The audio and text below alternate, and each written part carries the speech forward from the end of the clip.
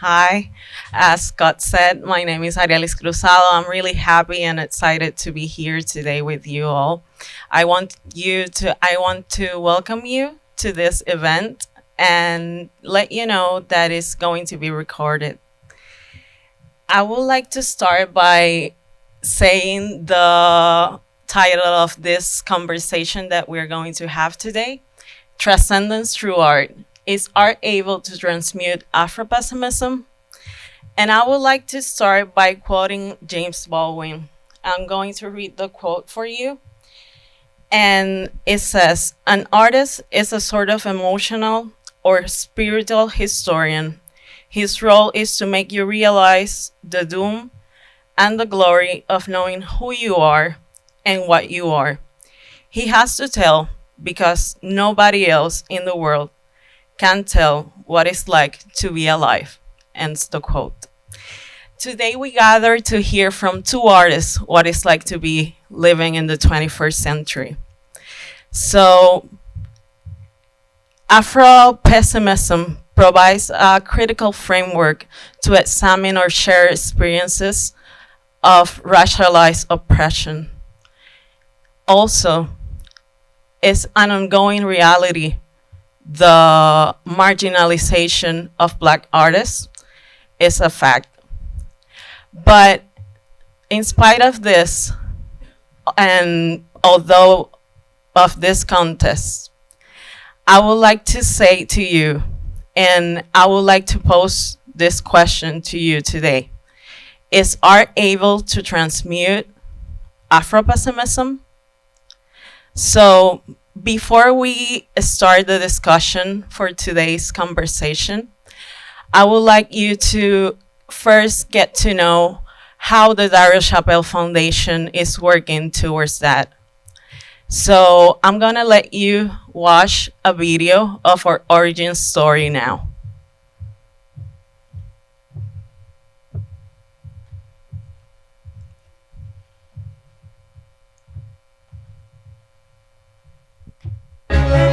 Community. Foundational. Potential. Resilient. Inspired. A conduit. The values of the Darryl Chappell Foundation are simple: integrity, financial self-sufficiency, community, collaborating with partners, with artists, and continuous improvement.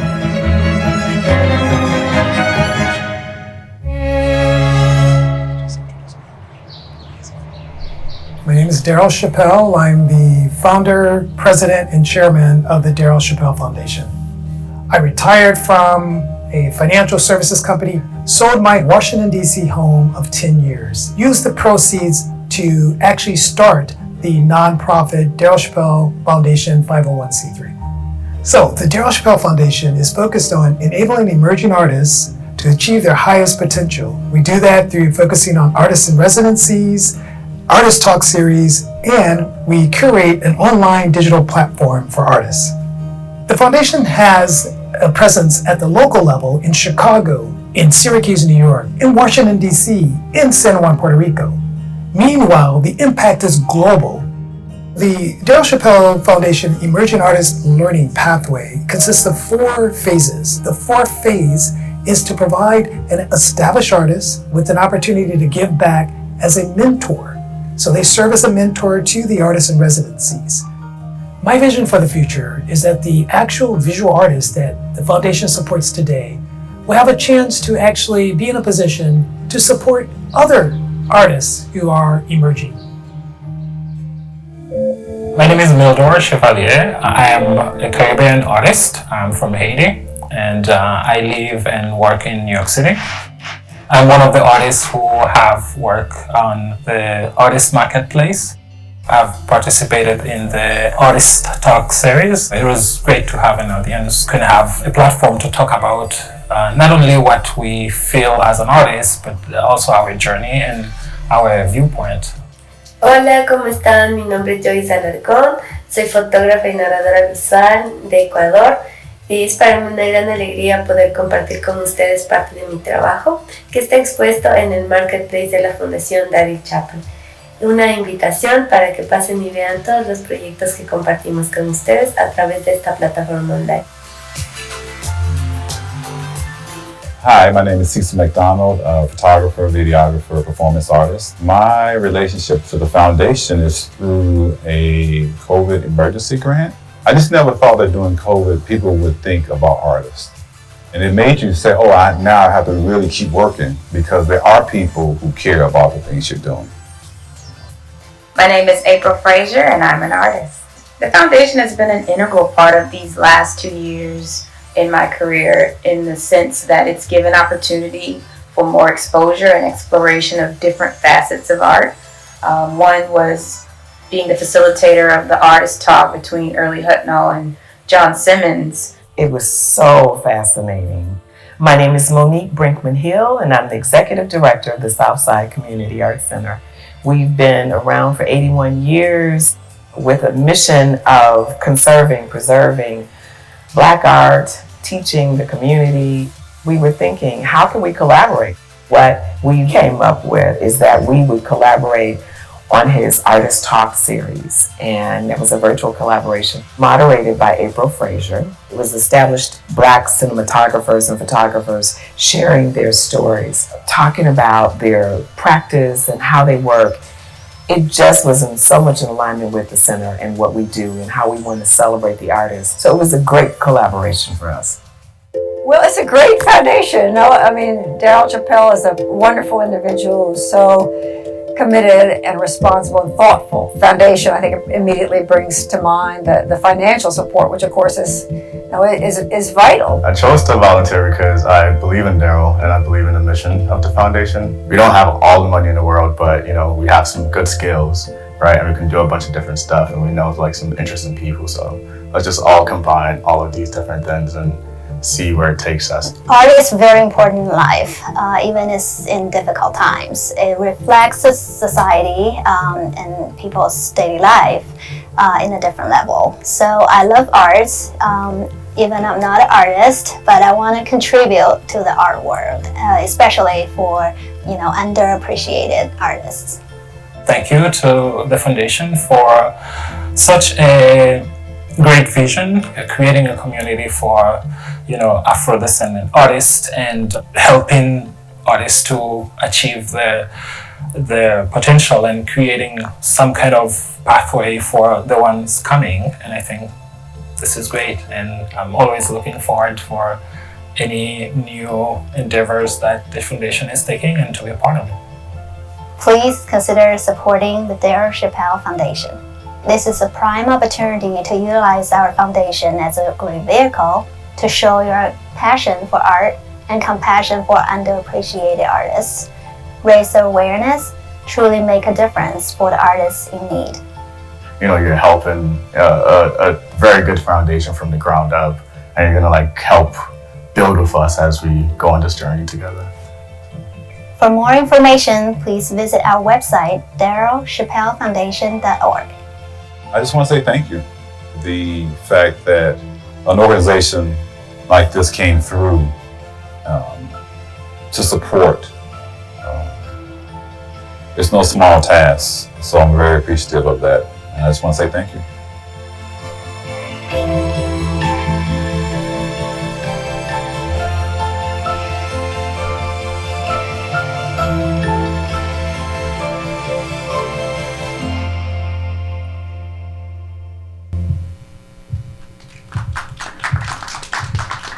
Thank you. Now let's welcome Chairman, Founder, and CEO Darryl Chappell. Great. Thank you, Ariellis, and welcome everyone to this exciting Artist Talk number 8 DC, Transcendence Through Art. I'm just so thankful to have you all here. It's great to see you here. Also, thank you to the ARC. Thank you to Scott for the phenomenal introduction, and just excited to be here today. So I get this question often, so why start a foundation? I'm not an artist, I'm a business person that retired in 2019. However, what I learned is by interacting with art during my business career, I would go to the Corcoran Gallery downtown DC, interact with the art, go in with the business problem, and within 3 days, had a solution to the business problem. Art, to me, is a way to transcend obstacles and business problems and challenges. So that's why art. And why this theme of Afropessimism? Well, it's a theory that comes from Dr. Frank Wilderson, who talks about a very dark symptom of slavery and how, from that theory, black equals a social death.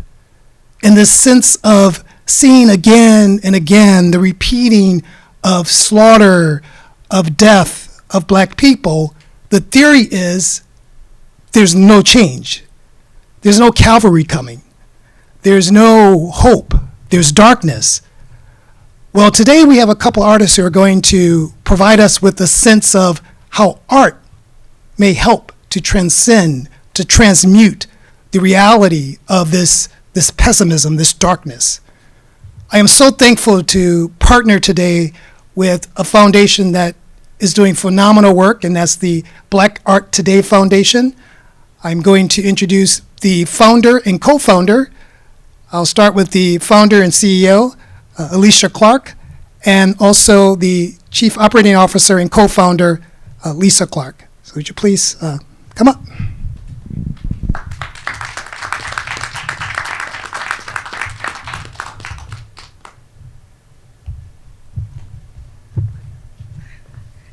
Thank you, Darryl. Good afternoon, everyone. I'm Lisa Clark, and I'm going to tell you the story now. We're Penn and Teller for the art world. She's not going to say a word, okay? I'm going to do all the talking. But the Black Art Today Foundation was a vision of Alicia Clark's, and it was to document the work and the stories behind multiple artists. So we started down that path, and as we went through that process, we realized that we would probably better serve the art community by becoming a nonprofit and providing some services that were very obvious that the artists could not achieve or obtain on their own. So in 2022, we transferred from an LLC to a nonprofit, and we also have a artist cohort of about 35 artists. Luis and Broadie are both part of that organization, and we provide exhibit opportunities. That's the main thing. But last year we were able to provide a scholarship. We do emergency grants for artists. So the synergy between the two foundations is just amazing. We're doing the same work, but just in our own special ways. You're more global. We do have one artist that's in Senegal, but we're doing more CONUS type work with our artists. And what we think about this particular topic and how today's event is so important, I've always said this in our conversations. I believe artists are our griots. They capture a story. I don't care what is happening. I don't care what the subject is, and it doesn't matter what type of art. They could be dance, they could be performing artists, they could be visual artists, they can be poet, whatever. They're capturing what's happening and documenting from their point of view the things that are going on in society, be it socioeconomic or political. So I think having two artists, and two of my favorite artists, all my artists are my favorite artists, by the way, to have a conversation, an open dialogue, a candid, frank conversation about how can they help change the narrative and uplift, but at the same time be the truth tellers and the capturers of history and document it. Because once your artists are gone, and I think we had this conversation a few minutes ago, even after you're gone, your work is still here. So that's your legacy. So that's what I think tonight's Artist Talk will do for all of us. And I'll hand it back over to Aurelis.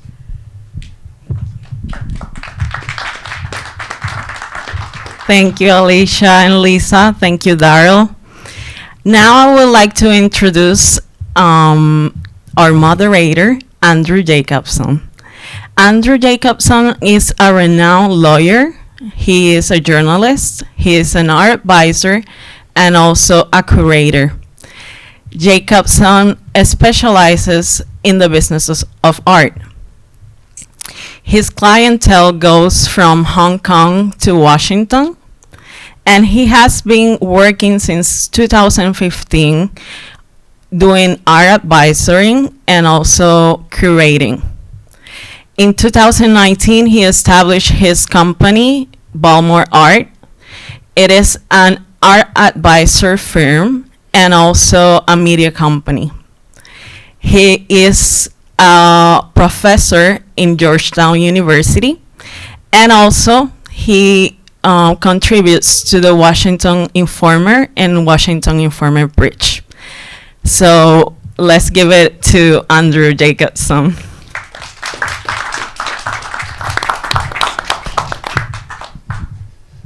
Hi, good afternoon. Awesome. My name is Andrew Jacobson. I'm super excited to be here. I want to stop and thank Darryl and the Chappell Foundation. This is a tremendous moment, a terrific event, and you guys have to forgive me. I don't know how renowned I am. I'm certainly infamous, and what wasn't mentioned is how little I sleep in trying to pursue all these endeavors. But this is going to be a terrifically exciting conversation. We have two really fantastic artists that I have the privilege of being able to work with and introduce today.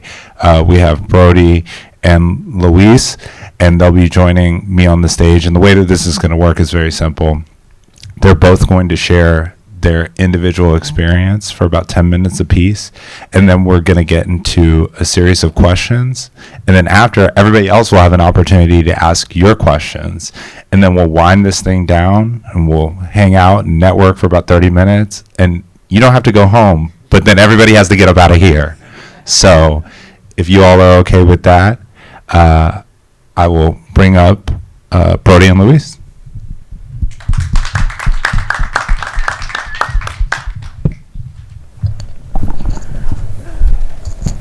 Oh, no, don't put me in the hot seat. Oh, man. Sit right here. Yeah. Thank you, my brother.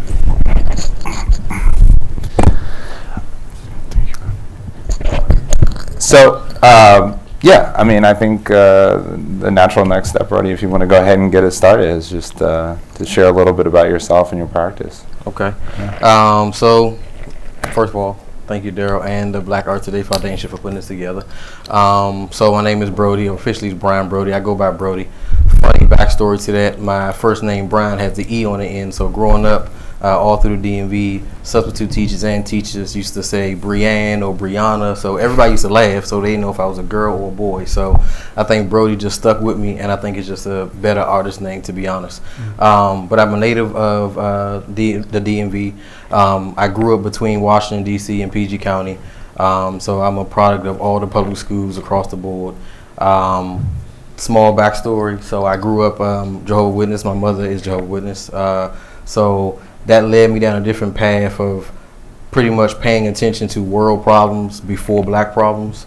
And I really didn't get introduced to, I guess you can say, the black problems until I got to college. I graduated from Bowie State University, which is the oldest HBCU here in Maryland. So that's when my journey started. Awesome. And so can you just kind of share with us a little bit, just at a high level, about some of the messaging in your artwork and really what you try to convey and communicate through your practice? Most definitely. So actually, if you see on the screen right now, this piece is up here. It's called The Reading Throne. So more to my personal story, when I was younger, I struggled in reading. That inherently made me struggle in almost every subject in school, and I was failing terribly. I mean, I ain't growing up in the Jehovah's Witness faith. Education wasn't at the top of the priority. It was more of being a perfect person that wanted to knock on doors to convert everybody else in the world to be a Jehovah's Witness. So I didn't take school seriously. I was, quote unquote, sometimes a class clown, and my GPA, everything about me was just failing. As I got older, when I got into college, well, not even got into college, when I was in high school, I had a black history teacher. His name was Mr. Williams, And he kind of saw something in me that I didn't really see in myself, and I also think he wanted me to stop interrupting his classes and shit. So he kind of asked me to stay after this class one day, and he was like, bro, they got to talk to you. And I was like, okay, cool. And he closed the door, and automatically he like flipped on me. He was like, what's your problem? And I was like, I'm like, do I have to fight the teacher? Like, what's going on here? This can't be professional. But he, like I said, he saw something in me that I didn't really see in myself, and he pushed me. He said, I see something in the form of like a leader. I believe that you're smart, and if you focus and pay attention in this class, do your warm up, I promise you, I'm gonna get you to the next level. He promised me that he would get me to college. He graduated from North Carolina A&T. He's an alpha, and I think that was my wake up call. In that moment, I saw somebody who cared about me and actually saw, I guess, potential in me, so that pushed me to a different level. I did my very first, not very first, but I got my very first 90% on a history paper. I did a Black history paper on Frederick Douglass, and that right there changed everything. 2 quotes of his that always are near and dear to my heart. Is a slave. Education makes a man unfit to be a slave, and once you learn how to read, you'll always be free. Once I read his story, understood how he was an advocate for the Black community, how he was a pusher for people who look just like me to continue to thrive and push this positive message of like the creativity and the greatness that my community has, it made me feel more confident in myself and for my people, and understood where I was coming from. So this piece, or that piece that was up before, the reading throne, it's telling the story of Samuel Tucker, who was a lawyer and an activist, born and raised in Alexandria, Virginia in 1939. He orchestrated the very first sit-in for 5 Black men to go sit down in an all-white library to ask for library cards. And he made it so where he said, listen, you're going to go in there, you're basically going to get arrested, and I'm going to go and defend you. With all of that planning, it led to the very first Black library opened up in Alexandria, Virginia. So my premise in everything that I put in all of my work is to, I guess, essentially tell all the things that I read, or tell the stories that I read, and put it in art form. Since I struggle with reading so much, I'm an advocate for reading, and learning that about 42% of Black children under the age of 17, they're at a 6th grade, or they can't read past the 6th grade reading level. So knowing how much education changed my life, I want to put all the information and all the things that I've learned in a visual form. And it also helps me to memorize and pretty much consume the things I'm reading by using my left brain as logical, and using my right brain as creativity to create these visual pieces to tell the stories that I know. This right here, We Are the Source, Black Energy. This is also me diving into, I guess you can say, the cosmos, or diving into vibrations and frequency, learning about quantum physics, and learning that basically everything is energy. So for me, when I'm thinking about Afrofuturism or imagining what my people are in the future, is how can we raise our consciousness? How can we raise our vibration? So because we live in a very, very racist world, and those things are not going to change. We've been fighting forever for policies and for people just to, or white America to see Black people just people. So I want my work to convey a message to go inward. Like, how do we heal ourselves? Because, just like when you go to the doctor says, hey, when you leave here, you have to work on your numbers. Like, nobody else can work on your numbers if your numbers are bad. So how do we go inward and heal ourselves? How do we raise our consciousness to a level where everything around us is still going on, but we find peace and solidarity, like, in our community, that helps us heal and nature the pain that we went through in this country. So this piece, Mind Growth, also to my personal story. Like I said, I struggled when I was reading. This is a representation of I guess in my education or my knowledge, how much I grew. When I started to read, reading felt like food for my brain. And when I do now go and talk at different schools, I let them know that your brain is the most powerful thing on your body. So this is, I wanted to create a piece that showed how much I blossomed or how much I grew through watching documentaries, the books that I read, and how I elevated myself and how I elevated my consciousness. I grew up, like I said, in the DMV, and a lot of times being the smart kid or being the geek or nerd, as somebody would say, is not always represented as being cool. And I'm gonna share two personal stories where one was positive and I feel like one was kind of negative. I was in Dayton, Ohio for an exhibit, and I was sitting on the park and I was reading a book, and an older black woman walked past, and she was like, "Wow, you don't really see that no more." And I stopped and I'm looking like, what's she looking at? Like, I don't know what's going on. Like, what, is it a new car? And I was like, "What do you mean?" And she was like, "A black man just sitting on a bench reading a book." And in that moment, I just felt like, wow, this is crazy. Me just doing something that I naturally love, reading in nature, is now making her stop and pay attention to that. So that made heightened my awareness of the importance of reading and the representation of a black man reading and how that needs to be portrayed. Another instance where I quit my job last year. I worked in cybersecurity, and I used to take the train. Majority of the IT jobs in this area out in Virginia, and I live in PG County. So I would take the train all the way out to Reston or Roslyn. But one day I was on the train coming back, and I was reading the autobiography of James Baldwin, and I was knee deep in the story. And I think I got past Stadium Armory. And if you know, I feel like when you ride the metro from DC to PG out to Virginia, you can tell the vast difference where when you get out of Virginia, it's just all white. I can be like the only black person on the train. When I got back on my side of town, it was literally like some young kids who got on the train. They might have been in middle school, but one of the kids jokingly turned around. He said, "Oh, look at this nigga, he reading a book." And in that moment, I had to say that I felt shame, and I wanted to close the book and put the book in my bag. And I'm like, I'm a grown man about to close this book because this kid made fun of me reading. Like, why did that resonate with me in that way? And in my head, I thought, if they're willing to make fun of me being a grown adult reading a book, what is actually happening in the neighborhoods to the younger kids who might like reading but don't want to because they don't want to be made fun of? And like I said, those two incidents with the large spectrum of good and bad, it still made me be an advocate for reading because it's important. So that is more to this piece. This piece right here, Nature Heal, I try to always incorporate everything I learned in my pieces. This piece is essentially talking about chlorophyll. Me learning that chlorophyll changes the colors of leaves during the different times of the year, and the less amount of chlorophyll the tree has, the less support the actual trees or the leaves change colors. And learning that chlorophyll is one of the main things that are beneficial to our health, or it's good for our health benefits.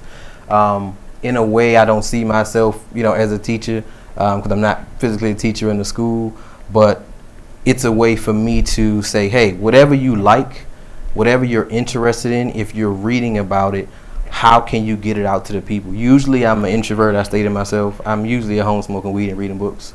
So, but coming out here and showing my art is making me more vocal. And like I said, this is giving me a platform to talk. But before this, I was thinking, how can I get out to people what I read?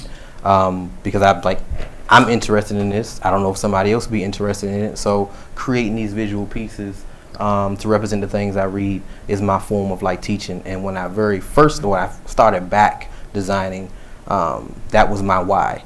And I say that because I was telling Louise before we started, in early 2019, I went to the National Portrait Gallery and I saw a piece of Deborah Roberts, and it was on George Stinney Jr. And he's the youngest African American who was sentenced to death on electric chair, wrongfully accused.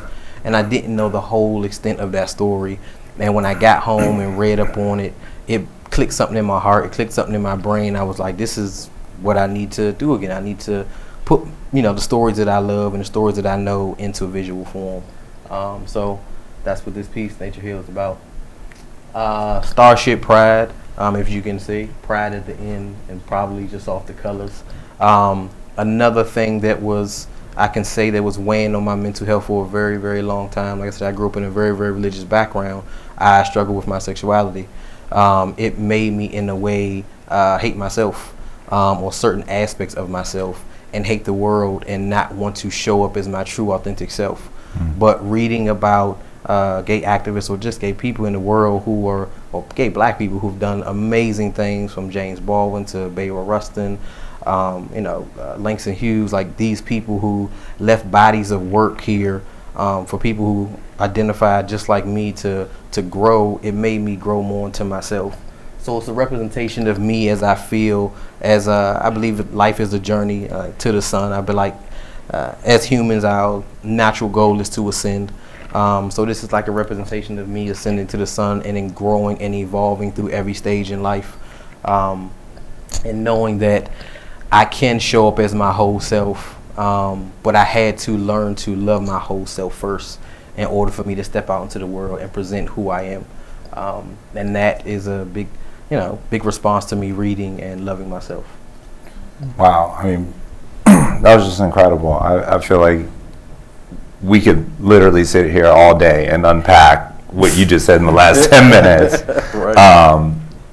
And thank you, for being willing to be so vulnerable and transparent, in this setting. I think it's really necessary, and it gave me a greater understanding, of your practice and the depth of your work. I wanted to turn also to learn a little bit more about Luis, and better understand, kind of how you got into the space of making work and how that work is able to transcend, like Broadie spoke to. Yeah, so just want to say before I even start, I want to say I feel bad for you, man. Jehovah's Witnesses don't celebrate anything. No, not at all. So you grew up in a Jehovah's Witness cult, and for a little bit I was in the Mormons cult, so we got that in common. Came from a cult family. We escaped. We escaped. Yes. So we're survivors in that sense. So so me, my life started out in Nicaragua. There was a war going on, the Contra Sandinista War. I was given birth by a 15-year-old child. My mom was 15 when she had me. My dad was 14. So it seems like I was born into an environment that was political, highly political, and highly violent. And I think that has always carried through my art without me realizing it. And I've always seen the perspective of life from a world view, not necessarily from just my local area. And migrating from Nicaragua to the United States via bus was something that was very difficult, and I still deal with a lot of the trauma that I experienced as a child, because it was so much happening that I didn't understand. One thing is that I didn't know, why were people fighting? Why were people shooting each other? Why are there snipers on the top of my grandma's house? Why are there snipers in the trees? Why is there a dead body on the floor? And seeing these things really put a sense of the fragility of life, and how is it that one day we're here, the next day we're not. And art is something, I think it was Lisa that mentioned that even when beyond we're gone, our art will still be here. And as we continue traveling from Nicaragua to the United States, went through Mexico, then we crossed the river, so we would be consider me a wetback, that's what they would call us. And I never took that as a negative. I actually embraced a lot of the stereotypes that people try to put on me. Another thing that I really embrace, have you guys, I don't know if you heard, but sometimes they will call Hispanic people spics, and I didn't know where that came from. And then I found out it's because we were known to clean, and there used to be a cleaning solution called Spick and Span, and I just actually found a Spick and Span bottle that I'm cherishing forever, because I had never seen this brand. And as I came to from one violent environment, then I ended up in another violent environment here in DC in the mid 80s, and all through the 90s, we had the crack epidemic. Yeah. So first I used to see a political war, and then I started seeing neighborhood wars, because my area was infested with gangs, drug dealers, and prostitutes. And the funny thing is that all these criminals that I grew up around were my friends. It was people that I grew up playing marbles with. I grew up just sharing moments of like sharing a bed, sharing food, because a lot of times our parents would be out working 3 or 4 jobs just to survive. And so I think all these experiences really put me in a dark place, but I never lost hope. I was never like, oh man, I feel so bad for myself. I'm not around with my parents much, and I'm kind of almost raising myself around all these people that are doing all these negative things.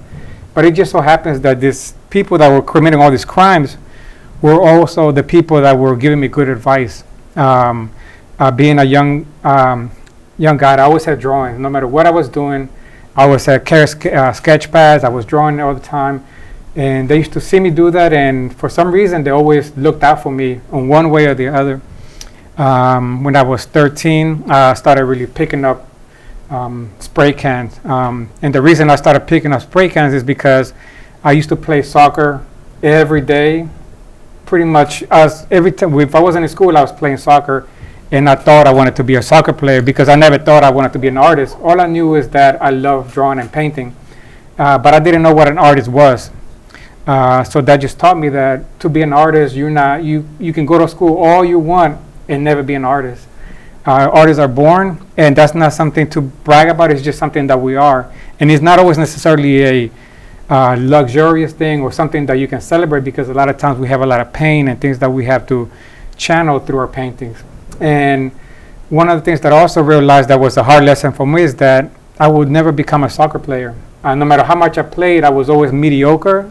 All my friends kept getting better. Some of them got scholarships to go to college, and I never did. I was always mediocre, and then one day I let my friend borrow my cleats. I bought Copa Mundial, was the best cleats you could get, and I wore them about twice, and then my friend was sent to El Salvador. And he asked me to let him borrow my cleats before he left. So I wore them once or twice. He borrowed them, and I didn't even see them for 2 years. So that, him taking my cleats, kind of just, from one day I'm a soccer player, next day I'm spray painting the streets of DC. And what I saw, and it seems like violence was always surrounded me, because in my area, if you were doing graffiti, it was always gang related. All my friends were gang members, my cousins, were drug dealers. So the environment was always negative, but for some way, and somehow I was able to always see the positive in all these things. And it wasn't really that difficult for me. I could see, somebody getting jumped, somebody getting stabbed, and right after that, I could be going to create some art that was very positive. And one of the things that I love to do is I never wanted to express my environment or the things that I was doing through my art, because I knew the negative effect that it would have, just like rap music does have today. A lot of times we have all these rap artists creating these rhymes that are so catchy, but if you really think about what they're putting out, is all violence, and it's creating a culture of destruction. So even at a young age, I never wanted to do that with my art. And instead, I wanted to channel the positivity that I saw in the historical figures that came before us, because a lot of times we see, our problems, and we see the things that we're facing. And the last mural that was up there, it was a contraband camp mural.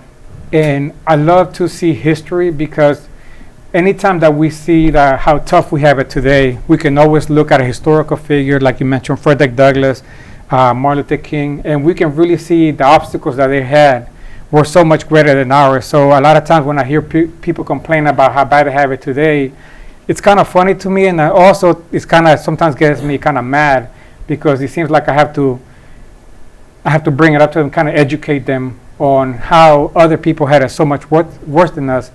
And seeing those things and looking at these historical figures, you can see how Frederick Douglass was born into a slave family. He was himself, I believe, a slave for a little bit of time, and reading was something that helped him get out of his mentality of always being a slave. And one of the things that I love about him is that he had all these obstacles that none of us have ever faced. But then he became the advisor to Abraham Lincoln, one of the greatest presidents that we ever had, who lost his life because of the good that he was trying to do for the blacks at that time. So then we have Martin Luther King, we have Katherine Johnson that you always see. And these historical figures are always the beacon of light that we get to use. We get to see how is it that, when it comes to Katherine Johnson, when I was watching Hidden Figures, it just really made me think that this woman, a lot of times women have more problems than we do as men, only because they're being persecuted, oppressed more than men. So seeing that movie just brought me to tears on a lot of things, because they were so persistent, they didn't give up, and they weren't looking at all the negative things that they were facing, but they were looking at the positive things that they were doing, and they were looking at the hard work they were putting in, and how is it that the fruit of their labor was seen not only by the people that were working, but by the world, now being portrayed by Hanson, I forgot her first name. Yeah, Taraji Henson. And the funny thing is, I love Katherine Johnson. And then, you know, I was reading through history, I got this commission by P.G. Parks to do a commission for Matthew Hansen, who was the first person to reach the North Pole. So seeing the connection of people through art, and how people that I would never think Taraji Henson would be connected to a historical figure like Matthew Hansen. I don't think I have his image up there, but it just showed me how the quilt of life and of people, and sometimes we may think we're so different from each other, but at the end of the day, a lot of times we have so many things that we have in common that it seems like we are sharing each other's DNA in so many ways. And one of the things that I love about Malcolm X is that his discipline. You saw him getting arrested. I believe he was doing drugs at one time. He wanted to be a pimp and did a lot of these criminal things. But then through his faith in Islam and through his discipline, he was able to really overcome so many things. And then to the point that the U.S. government, who is one of the biggest and most powerful governments in the world, was fearful of this one man. And that showed me how is it that we as individuals have the power to change the world for the positive. And we don't really have to listen to the old naysayers that tell us that we can't do this or we can't do that. And the other thing that I love to do is, I believe, is that art is used to preserve culture. Anytime that we see about, if you want to learn about Egyptian culture, the Aztec or Mayan or the Olmec, the easiest way to learn about them is through art, through the cave painting, through the sculptures. And again, we get to see the connection that we have because we have these Olmec heads in Mexico that look African American. And a lot of times we tend to think that the ancient world was so separate from each other. But what we have to realize, there was interaction between races back then too. And a lot of times, if you really look at the human race, I have seen even people in my own family. We have a cousin that looks Asian. If you looked at him, you would think he was a Chinese guy. And we don't know how that happened in Nicaragua because there's no Chinese people down there. We have black people down there, but in seeing this, it seems like sometimes certain traits skip generations, but then that one trait that was there from our ancestors just pops up somewhere in our family.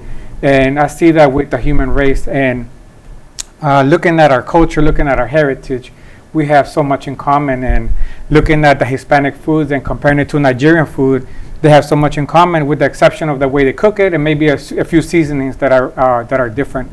So my story really comes from violence, a lot of confusion in my surroundings, but art was the thing that really kept me focused, and it really kept me grounded. And also it allowed me to expand and learn so much about the world.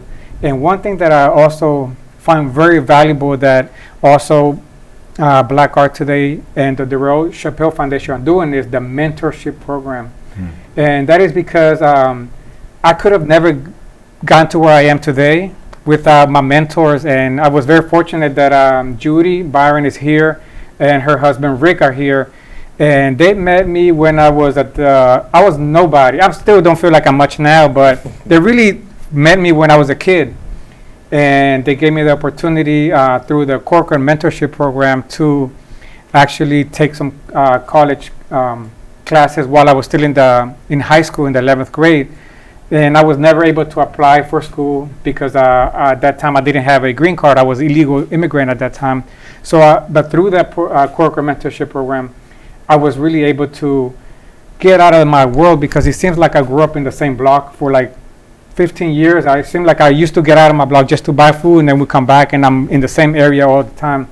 But going to the Corcoran just took my mind out of my area and really showed me what art is really about and how art has the effect around the world. So having mentors and having this ability to connect young artists with more mature artists is something that I think is very crucial. So I think that's something that has been instrumental in my life, because I really feel that if I didn't meet Rick and Judy, I don't know where my life would be today, because they gave me that guidance that I needed. And I don't think sometimes they really know the impact that I had in my life. So I really appreciate them continue to support me today. So that's a little bit about my story. No, thank you so much for sharing that. And I mean, it's really powerful, both of you guys.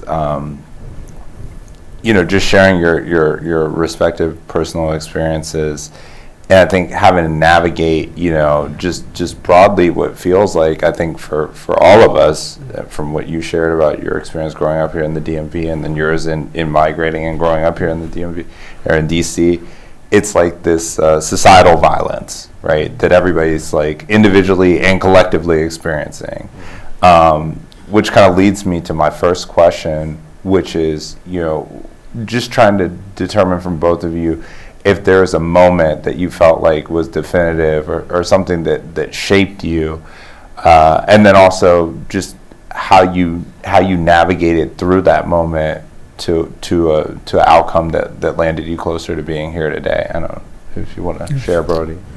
I would say touching base on like the violence piece. So 2 of my uncles were murdered. One was murdered here in DC and one was murdered in PG County. Me and my father didn't really have the greatest relationship, but all of the old heads around the neighborhood say that I pretty much mimic my Uncle Brian, who I'm actually named after. So for me, I didn't have the older male figures or the mentor in my family that I feel like could guide me. So for me, I always wanted to push myself to be that for my nieces and nephews coming up behind me, to basically be like that uncle that they didn't have, that I didn't have. And it kind of course corrected me to stay straight. And a lot of it, like you said, with the violence, I didn't want to end up being a statistic like my uncles.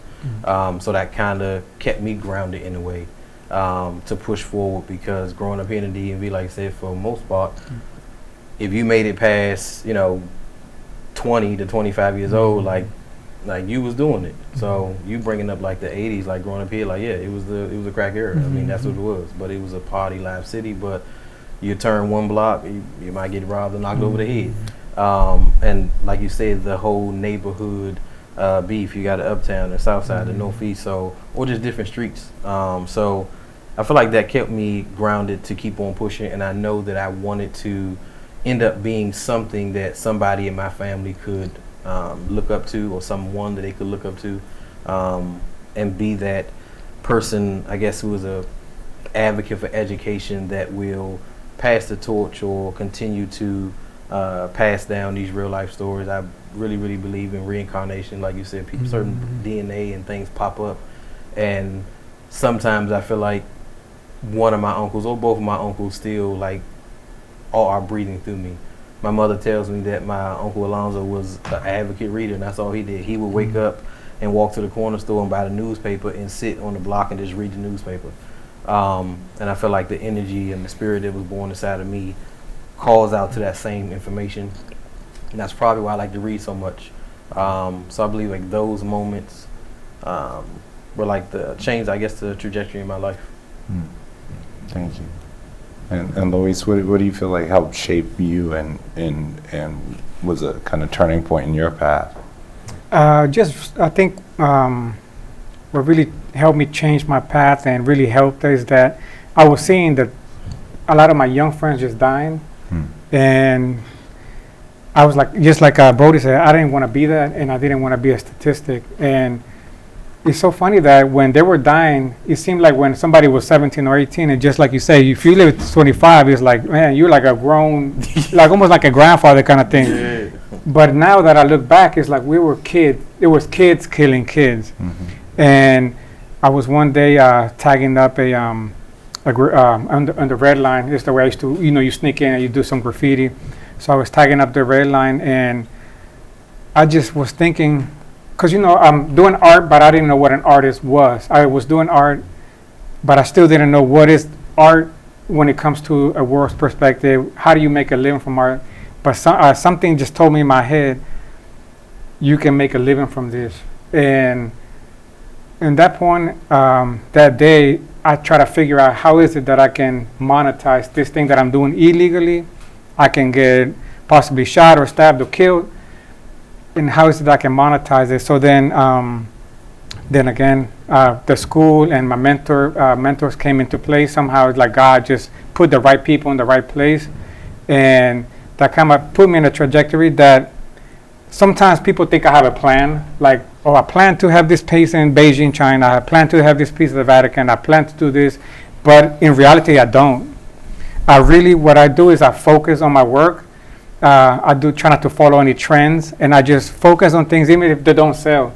And a lot of times what happens is that I end up being ahead sometimes without trying to be ahead when it comes to even creating things that sometimes I'm influencing other artists. And those things like that have really kept me grounded, not having like a master plan and being able to adjust as I go on, because a lot of times we work something out and we try to work everything out according to our plan, but then God has this whole new thing.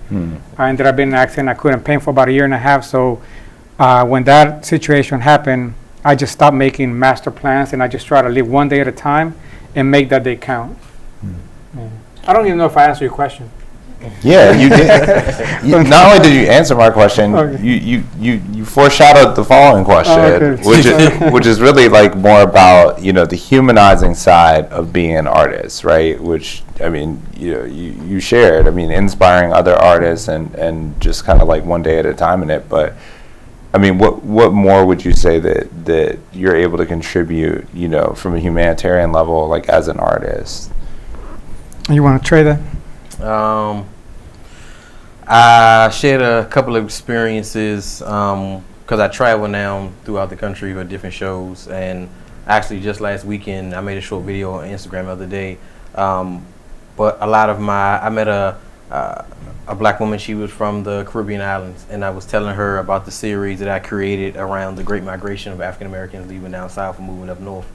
And she migrated here, and she had to leave like her mother at home and her sisters and her brothers, and it kind of brought her to tears. And like you said, I think earlier, where you really start to understand how much all of our stories are connected. They kind of overlap. We all have some version of childhood trauma or adulthood trauma that we have to heal from. We are all struggling and dealing with something that until the environment or some type of piece, with art, when it's presented to you, it can unlock, I feel like, some type of floodgates of water in you and contribute to that person healing. For me, art has been therapy for me. So it'll be a crime for me to think that it can't be therapeutic for somebody else, even though they're not creating it. But it also could inspire somebody else to become a creator or to tell their version of their story or to just go inward to potentially heal.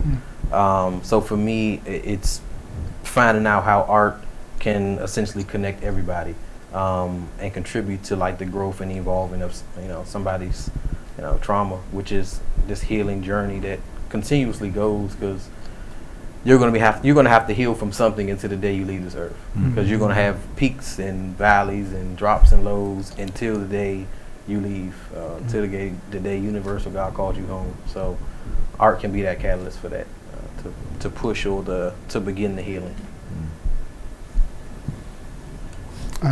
So can you repeat the question? Sure. Just what do you feel like is the humanizing side of being an artist, or the humanizing part of your practice? What I think trying to express the human condition so that people can understand it sometimes can be difficult, because but it's only difficult when you try to make art so sophisticated that you try to make it so that you seem yourself to be so smart that it goes over people's head.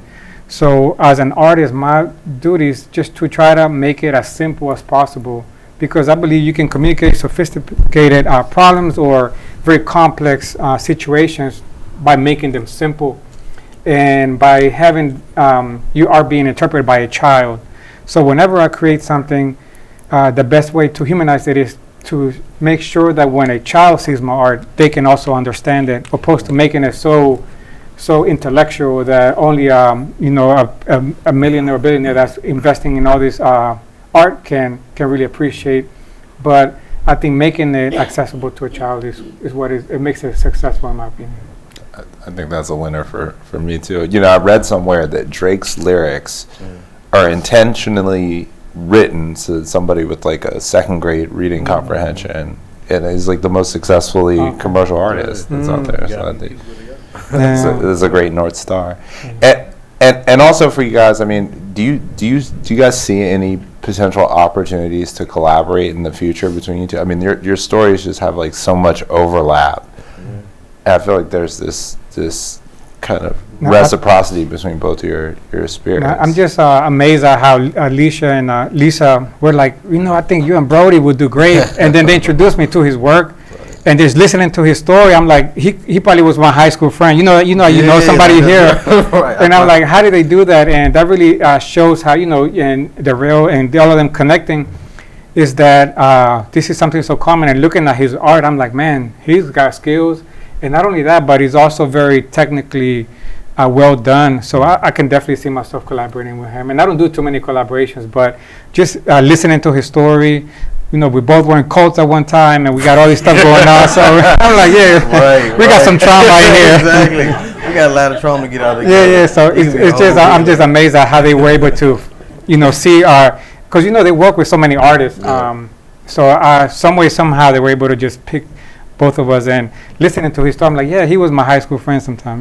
Yeah, most definitely. I was most definitely a kid doing bad shit. Yeah. I just didn't get caught and get locked up, but my friends were there, so I got out of those situations. But I most definitely see us collaborating, and I believe, like I tell people all the time, like if I compare everything to like nature, where within the garden, like they're not competing, they're just like growing together. So like cooperation, like is like evolving. So when you have two people who are on that healing journey to like create art, I mean, I feel like our strengths can overlap, and we probably create some amazing pieces. And like you said, for you to be inspired by Frederick Douglass, me as well, like our stories just intertwine. So I'm here for it. Yeah. There's definitely a lot there, and a lot for you guys to connect on. And I wanted to give people here in the audience an opportunity to kind of ask some questions and just get more clarity. I think we have time for a couple of questions. We have 20 minutes worth of time for questions. So we have mics. Aniela and I will come through, so just raise your question.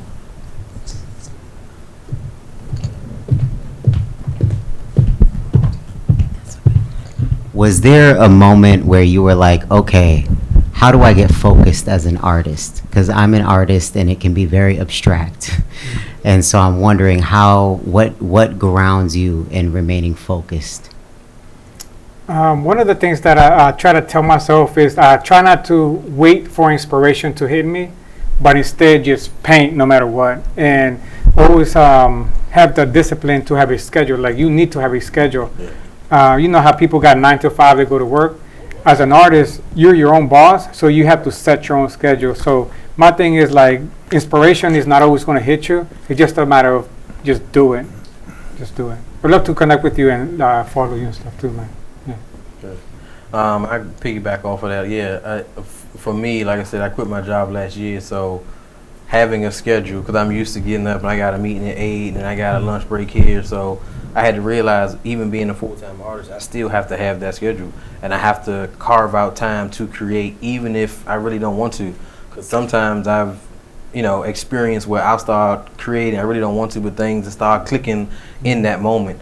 When I first started, I told myself that I would try to make a design once a week, and that was kind of like forcing me to sit down and focus, because if not, I'll be all over the place. I'll be sitting down reading a book, then I might take a hit, and I'm like, I'll watch a documentary, then I want to go to the store, and then it's 2 days later, and I'm like, I haven't created shit in like 2-3 days. So it literally is that. It's like sitting down and carving out that time at least once a week. Just like I try to read like at least maybe 60 minutes a day or something like that. So it's carving out the time to like make sure it has to get done. Like I said, not really waiting for the inspiration. And similar to Reese, like I kind of create for myself. So I feel like when I'm doing that, when I'm trying to get something out, like I have to just sit down and start moving my hand. We have another question over here. So First of all, thank you, everyone who is part of organizing this and the two artists. Could you shed light on how you went about learning the business side of being an artist?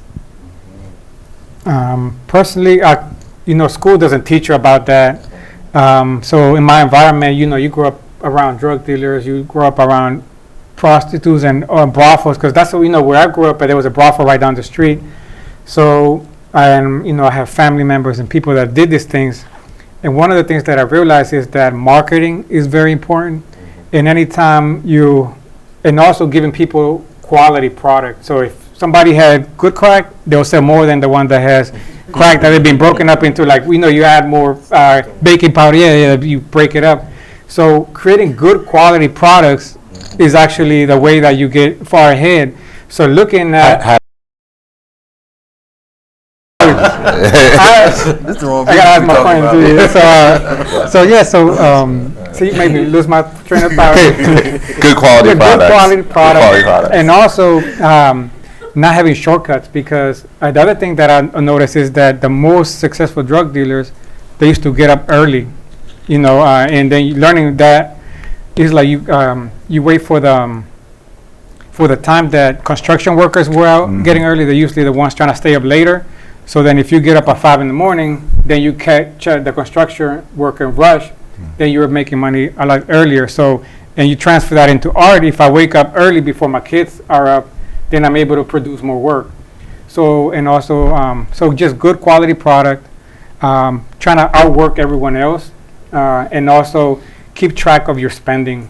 Because if you are, one of the things that I saw my friends do is they will make all this money, but then they will go to the strip club, throw most of it away, and then they gotta be back out, risking their life just to what we call re-up. You gotta try to get more money.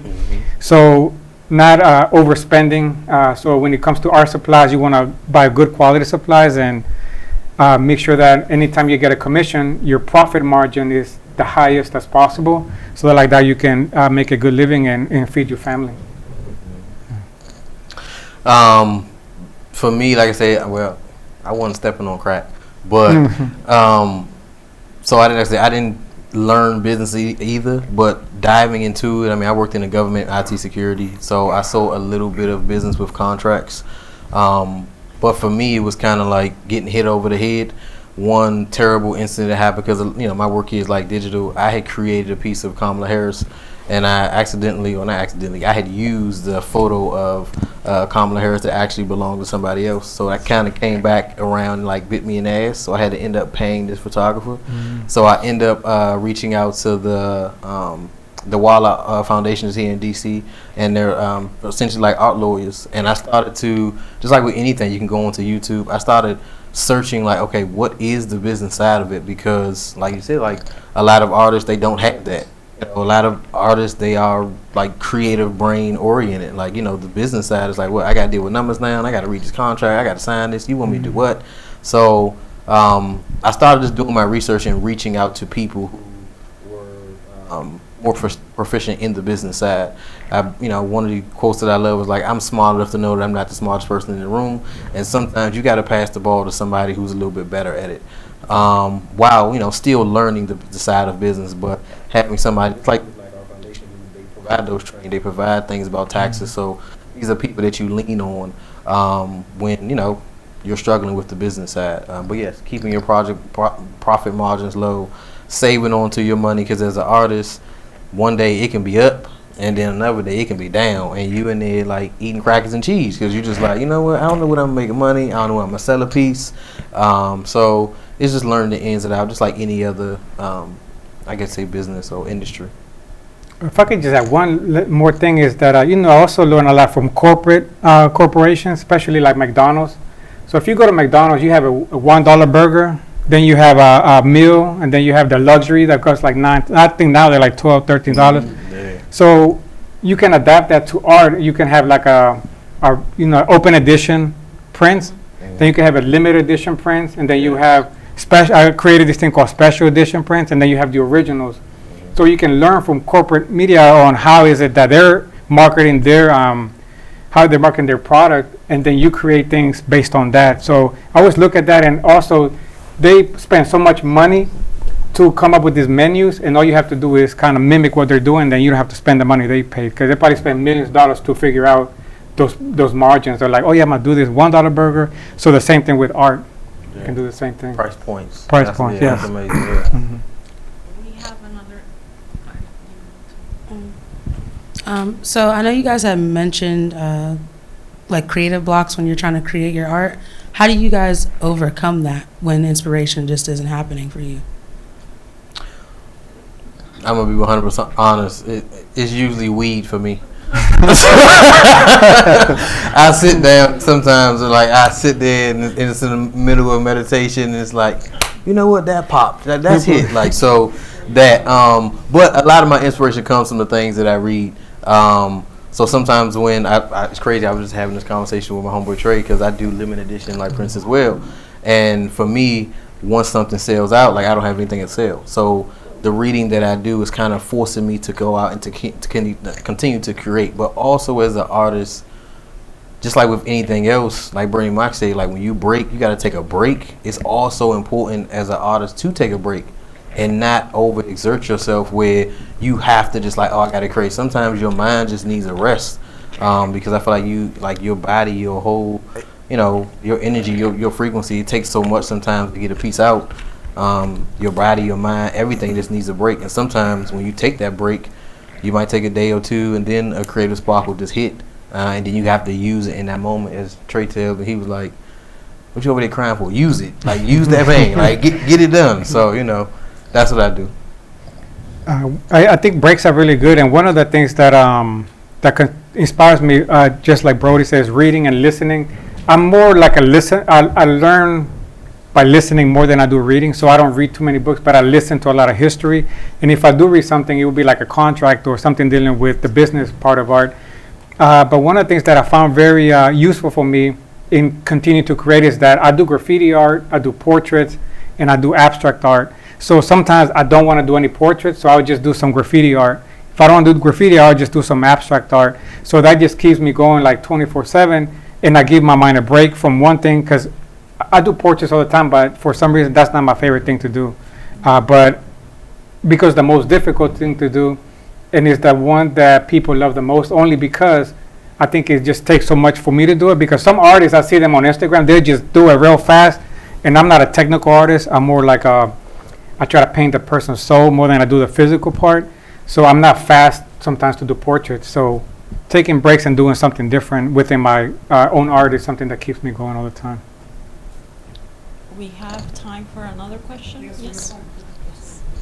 Hello. My question is, how did you guys decide to become full-time artists? Like, what was going on in your life that kind of influenced you to take that, I don't want to say jump, because I feel like for some people it is a jump, but for some people it's just like naturally you're progressing to that point. So that's my question, but also you guys have touched on like what your journey has looked like, but what has it been like for you since becoming a full-time artist? Does that make sense? Yeah. Okay, thank you. To be 100% transparent, like I hated my job. So I graduated, like I said, from Bowie State. My undergrad was in fine arts. It was 2008, and it was the height of the recession. I couldn't find a job for 3.5 years. I was dead broke. I lost my car, lost my apartment. My credit score was like a 300, which I don't even think it should get that low. And exactly, I was like, wait a minute. I called, like, is it really that low? I'm like, okay, cool. And if I wasn't living here in the DMV, I probably would have been homeless. But I was able to move back home with my family. And I decided to go back. I started researching, like, what's next? Like, what's coming up? Like, how am I going to make money? I was tired of my folks looking like, you lazy. Like, what's going on? I'm like, I'm applying for jobs. They just not hiring, man.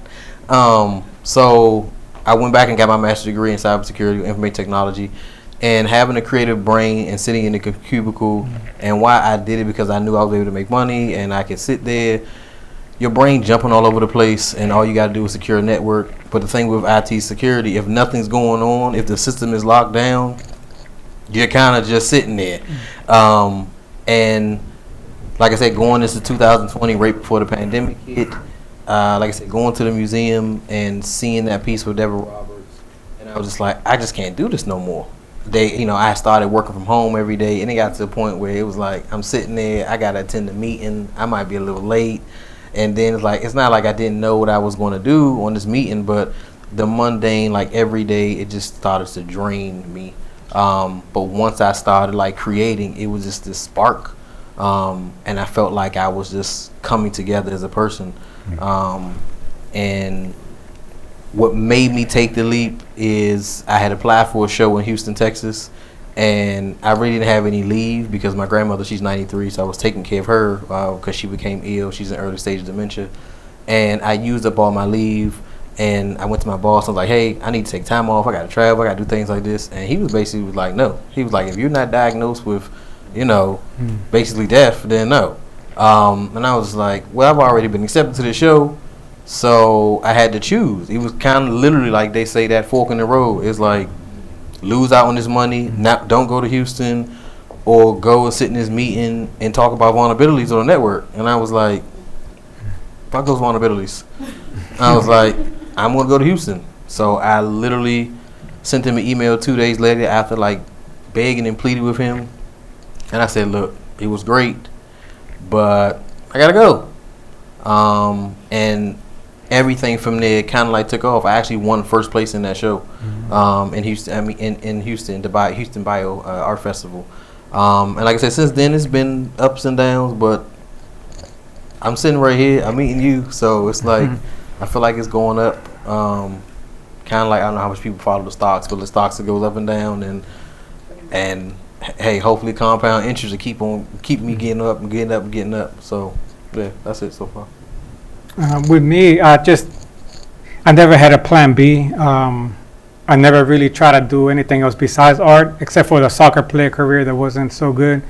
But after that I was never really a school person. I never really liked school.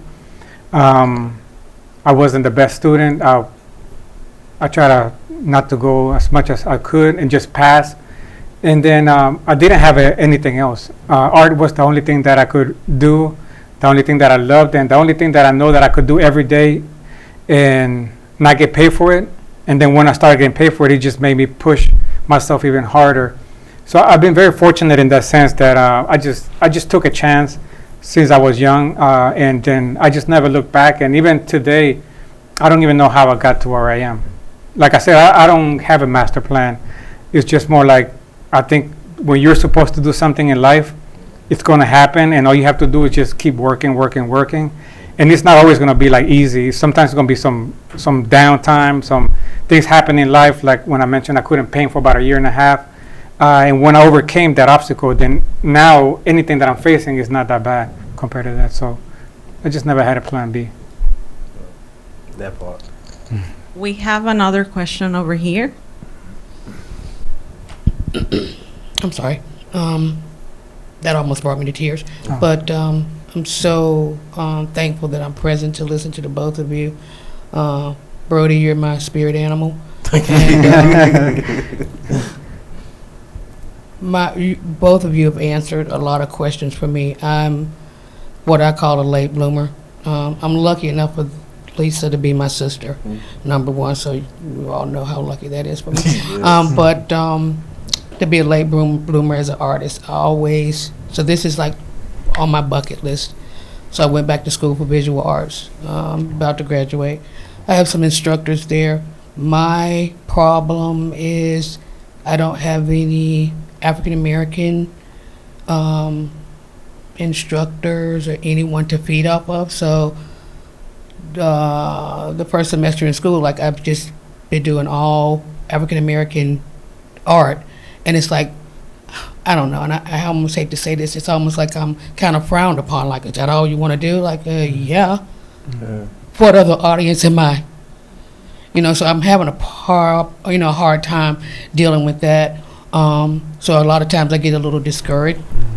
But I love listening to you because it's like I'm a mixed media artist. I'm all over the place, and that's what my instructors say. I do pottery. I do fabrics. I do everything. And so I'm trying to hone myself in. And I asked other artists, like, how do you create a body of work when you're all over the place? But I loved listening to you because you said, like, and that's what my instructor's trying to do now. He keeps trying to hone me, and he was like, you do this very well. You do collage very well. Stick to that. And it's like, I get tired of doing that sometimes. Like, I don't want to create everything in this collage. But then when I don't, he just, like, shuts me down. He's like, well, just start over, and this is what you should do. So, and to you, like, I'm about off of 5 hours of sleep too, so I'm a little bit delirious. But yeah, so I've enjoyed this conversation. But just how do you hone yourself in to create a body of work?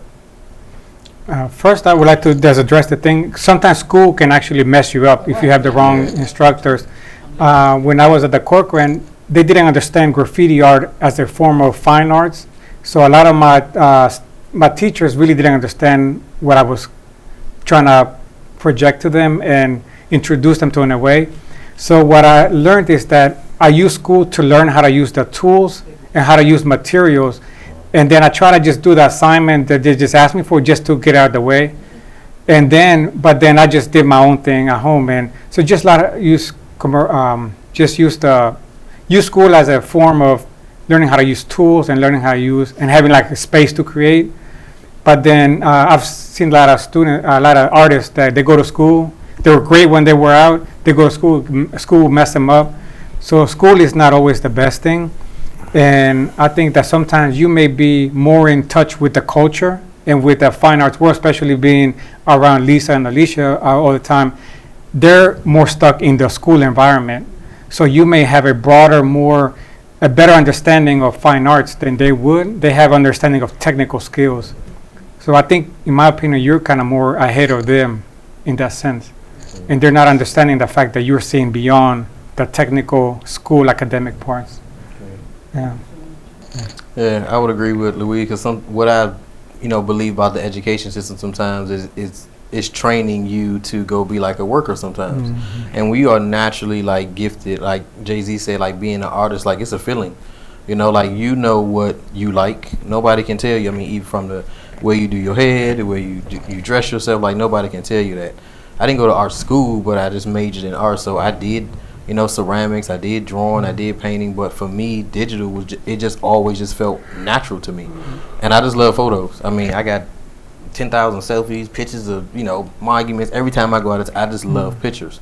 And for me, kind of like always taking things that didn't really make sense to each other to make one cohesive picture, I just always loved it. Actually, my senior exhibit when I graduated, it was an all digital show. And my professor was just like, you're not gonna do anything else? I was like, no. I was like, you're not graduating me. I am, and I did dabble a little bit because I studied Carol Walker when I was in school. So I did do a mural wall inside of my university, and it was, homage to Go-Go in DC because back in the day I was in the Go-Go every weekend, like religiously, like Thursday to Sunday, backyard, UCB, TCB. I was a Go-Go head. And I did a whole mural wall basically dedicated to that, and I had silhouette paper cutouts of people dancing, and I painted like old Marvin Gaye records. I painted over top of those and put different go-go bands on there, and I think I still have pictures of that, and I love that. But for some reason I've always just went back to digital, and I believe as an artist is what works for you, and nobody can tell you what works for you. So once you believe this is it, that's it. Yeah.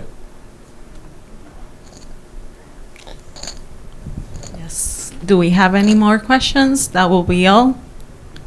Yes. Well, thank you to our panelists, Broadie, Luis del Valle, and to our moderator, Andrew.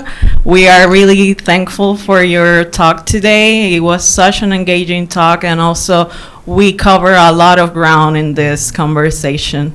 So thank you, and let's have applause for them.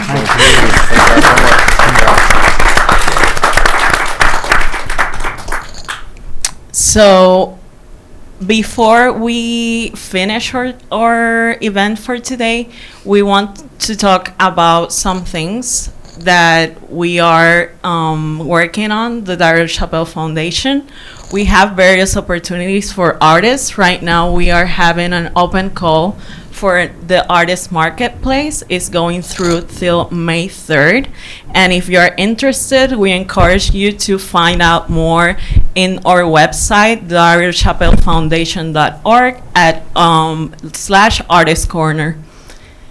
Also, we partner with Lightwork. It is a residency that we sponsor, and the open call is going through Monday, July 1st. We encourage as well everybody interested. It's more focused on photography, so the requirements is also in the artist corners, and you can apply directly in the slide room for Lightwork.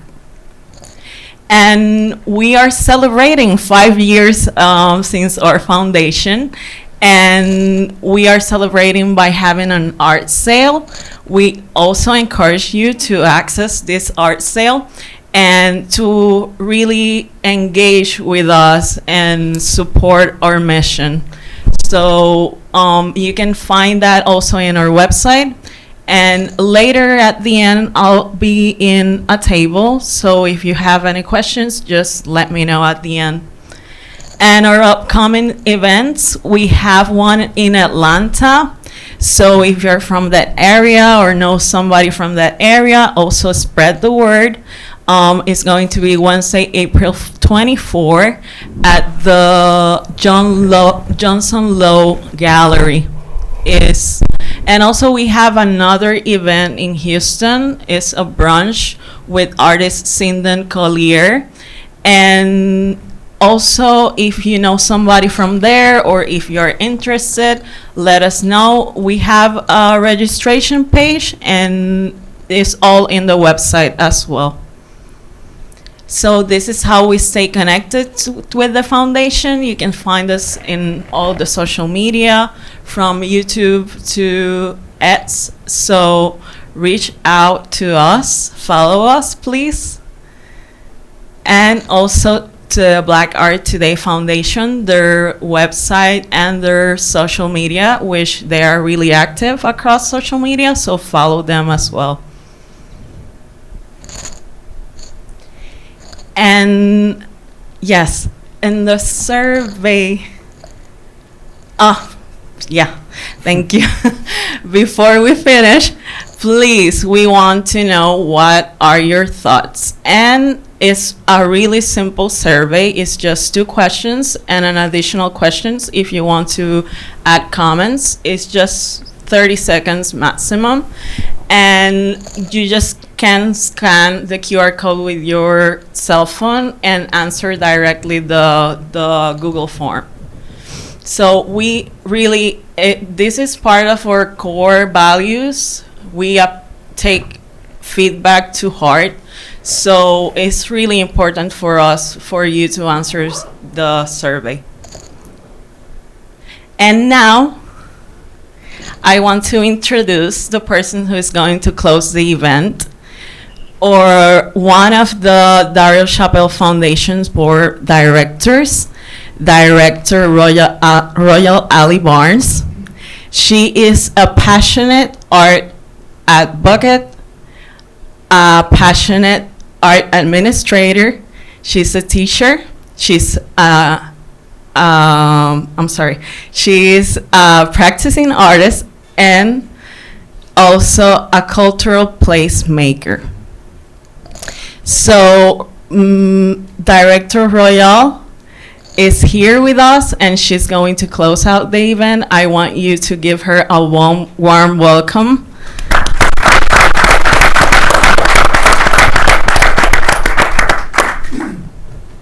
Wow, this is absolutely an illustrious place that's been made by our loving community.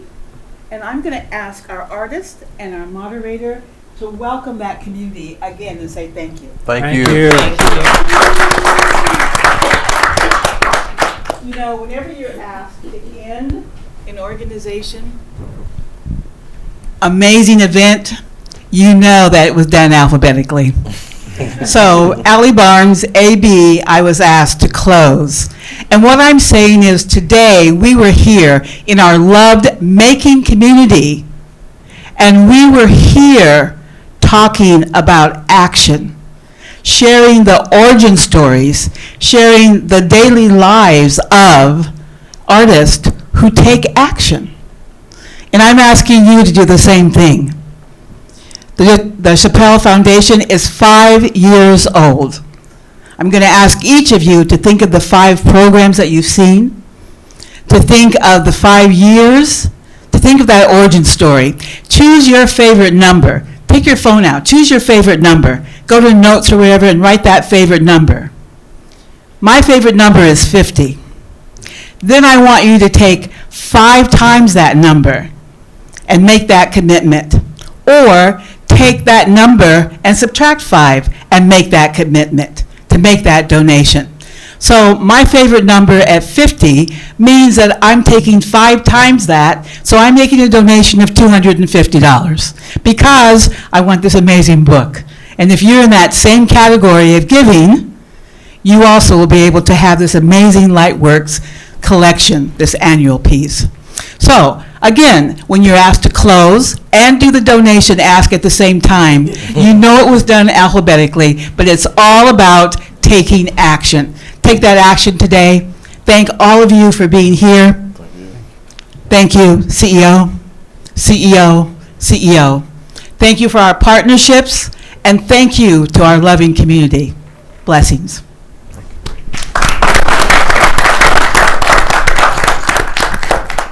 I think I'm also supposed to say, you can stay, but you can't stay here.